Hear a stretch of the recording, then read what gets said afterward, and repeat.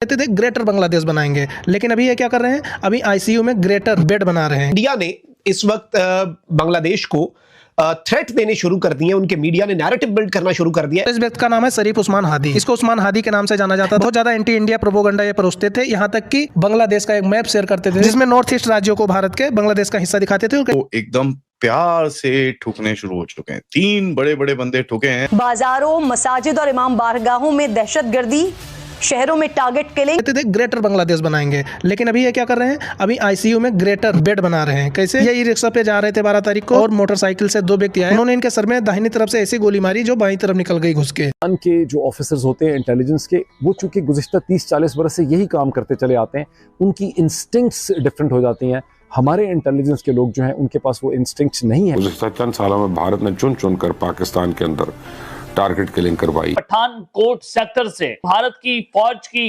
जानिब से जंग छेड़ दी गई है और पठानकोट से एलओसी से कोई 8 किलोमीटर दूर भारतीय फौज ने अपने मोर्चे संभाले। या अक्सर हिंदुस्तान पाकिस्तान वाले जब साथ में डिबेट करते हैं तो लोगों को अच्छा नहीं लगता, लेकिन लोगों ने काफी पसंद किया।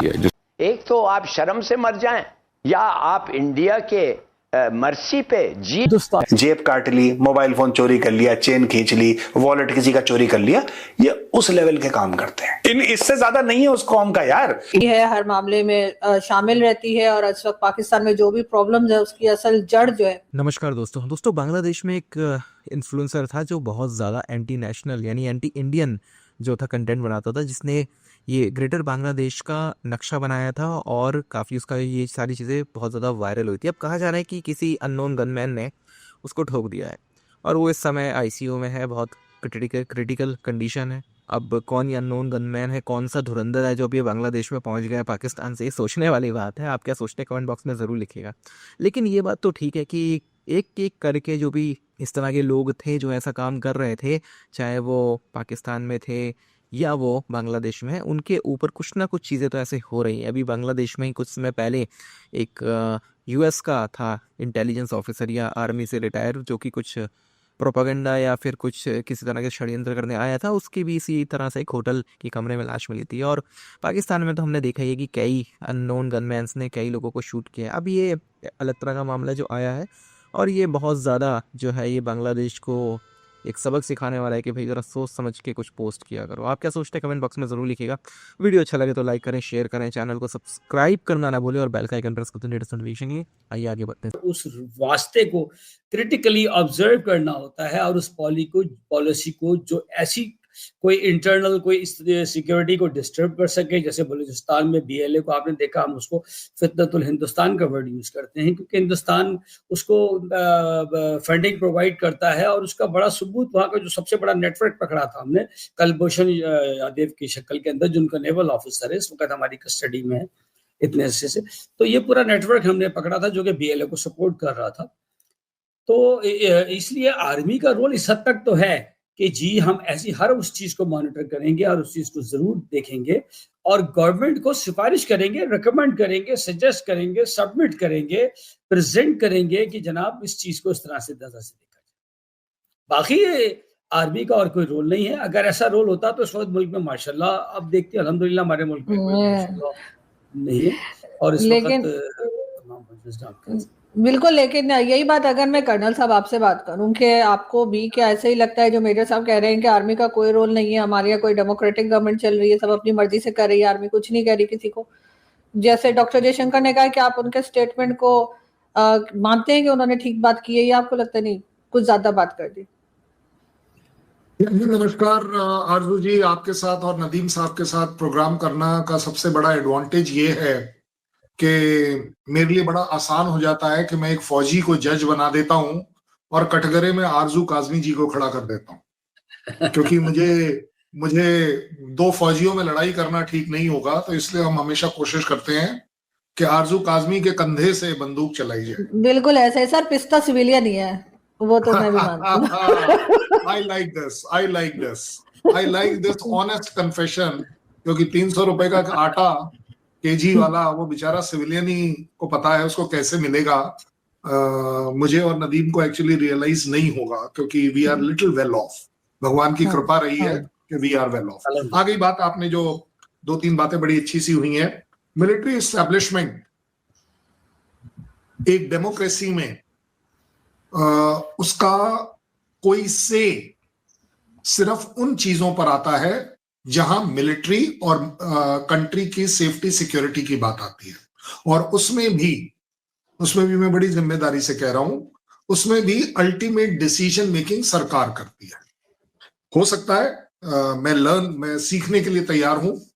अगर कोई मुझे ये बता दे कि रेयर अर्थ मटेरियल्स का ब्रीफकेस लेकर salesman so called CDF Munir साहब व्हाइट हाउस में क्या कर रहे हैं, अगर वो देश की सेफ्टी और सिक्योरिटी से रिलेटेड कुछ भी था। उससे भी बड़ी बात यह है कि what did I right, okay yes, आपने जब सेफ्टी और सिक्योरिटी की बात करी है तो ये इमरान खान की सिस्टर्स मुनीर साहब को क्यों ब्लेम कर रही हैं? उनका तो कोई लेना देना नहीं होना चाहिए, तो सिविल का मामला है, जेल का मामला। अडियाला जेल जो है वो तो टोटली सिविलियन होना चाहिए, उसमें वो उनका नाम क्यों ले रही है? ये मैं आपकी कंट्री के यहाँ के प्रूफ दे रहा हूं, मेरे कंट्री के कोई एक्यूजेशंस नहीं दे रहा हूं। एक बड़ी अच्छी बात है, मैं मानने को तैयार हूं कि, लेकिन मेरी प्रॉब्लम सिर्फ ये है कि पाकिस्तान को आज तक ये डिसीजन मेकिंग करने में बड़ी प्रॉब्लम हो गई कि 6 गिरे, कि 2 गिरे, कि 5 गिरे, और सबसे बड़ी बात किसके गिरे, वो भी एक बड़ी अच्छी सी बात है। एटलीस्ट बिल्कुल प्रूफ के साथ लाइव टेलीकास्ट में आपके क्रिकेटर को ISI ने बोला था ऐसे करना और ऐसे भी करना। ठीक है भाई, कोई प्रॉब्लम नहीं है, हो सकता है। उसके बाद आपके PM साहब ने बोल दिया नहीं जी 7 गिरे। अब भाई प्राइम मिनिस्टर है, सर्विंग प्राइम मिनिस्टर है, तो मानना तो चाहिए। उसको किस तरह जो अनमैन्ड प्लेटफॉर्म्स हैं उसके लिए तैयार करना है। और इसी सिलसिले में पाकिस्तान की जो फील्ड मार्शल हैं सैयद आसिम मुनीर, आज उन्होंने अपनी आर्म फोर्सेस को जो रैपिड मॉडर्नाइजेशन के हवाले से ये कहा है कि, और ये हमारी जो रैपिड मॉडर्नाइजेशन है पाकिस्तान इसको एज ए नीश के तौर पे और इमर्जिंग टेक्नोलॉजीज को एज ए नीश के तौर पे डेवलप कर रहा है मॉडर्नाइजेशन के अंदर। और ये जो ट्रांसफॉर्मेशन हो रही है ये बेसिकली सिर्फ कंसेप्चुअल नहीं हो रही but in the material sense भी हो रही है, जिसमें पाकिस्तान अपनी पैरेलल इन्वेस्टमेंट जो है वो इंफ्रास्ट्रक्चर, ऑर्गेनाइजेशन एंड डॉक्ट्रिन, 3 चीज़ों के अंदर कर रहा है। यानी कि डॉक्ट्राइनल शिफ्ट ये है कि अब ड्रोन्स के साथ हमने हमले करने हैं, ड्रोन, स्वॉर्म ड्रोन्स, ये फ्यूचर है। ये आप देख रहे होंगे वीडियो, ये स्वॉर्म ड्रोन्स हैं और इनके अंदर आपको नज़र आएगा कि ये ड्रोन्स की अब तैयारी की जाती है, बताया जाता है। और सो ये सिर्फ इंफ्रास्ट्रक्चर की हद तक नहीं है कि जनाब फौज जो है वो इंफ्रास्ट्रक्चर खरीदेगी, ड्रोन्स बनाएगी, और ड्रोन्स ये कोई बाहर से मैंने इंपोर्ट नहीं करने, ये घर में ड्रोन्स बनेंगे। और ये अनमैन्ड ड्रोन्स होते हैं, जारी बात है इनके अंदर कईयों के अंदर एमुनेशन भी होता है, कहीं विदाउट एमुनेशन भी होते हैं। ये ऑर्गेनाइजेशनल लेवल पे एंड डॉक्ट्रिनल लेवल पे भी ये चीज़ें जो है वो हो रही हैं। एक बात तो ये हो गई। दूसरा, इसमें आप ये देखें कि जो ड्रोन की कैपेबिलिटी है वो पाकिस्तान की इवॉल्व हुई है कि जी हमने पहले इसको लिमिटेड सर्विलेंस में लेते थे, अब ये एक मैच्योर और मल्टी लेयर्ड सिस्टम जो है वो पाकिस्तान ने एस्टैब्लिश किया है, जो strategic, operational and tactical level पे। यानी कि ड्रोन सिर्फ पाकिस्तान ये नहीं है कि ये दिखाने के लिए गूं गूं गूं करने के लिए कोई नहीं है पाए ना। Drone is going to be the future of Pakistan arm forces, operation, tactical and strategic level